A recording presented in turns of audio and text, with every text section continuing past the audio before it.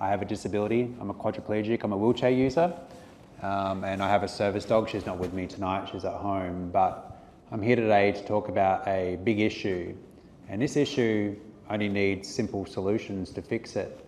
For people with disabilities living in City of Yarra, it's been an extremely challenging 3 years. Why? Because e-scooters have been blocking footpaths. Over the last 3 years, people with disabilities have been speaking up about these issues constantly, and I'm one of those people. I've sat here, this is probably my third or fourth time to talk about this issue, and I feel like every time I speak about it, I've been ignored.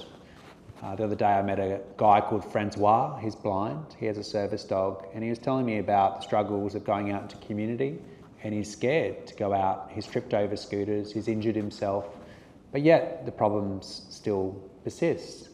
I've then had to go to the Human Rights Commission against City of Yarra, and now I've taken City of Yarra to VCAT, and soon there'll be a ruling whether City of Yarra have breached human rights and discriminated against people with disabilities.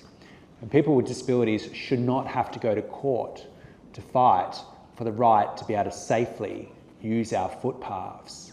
And our last council have, without a doubt, ignored the needs of people with disabilities, and for that is appalling.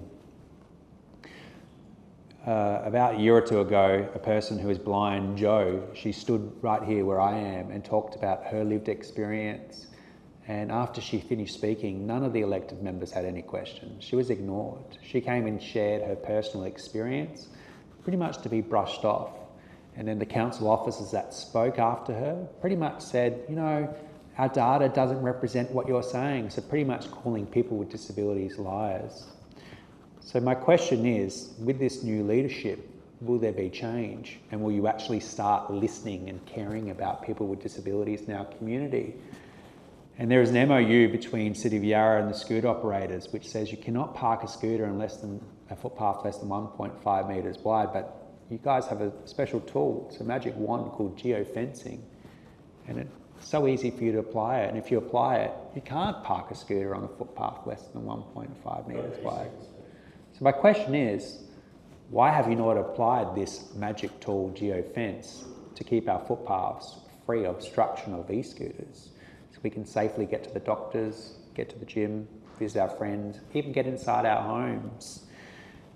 So yeah, and I finally finish on saying, you know, you are the new elected body, and I really hope that you do start listening to people with disabilities and respecting what we have to say. Thank you.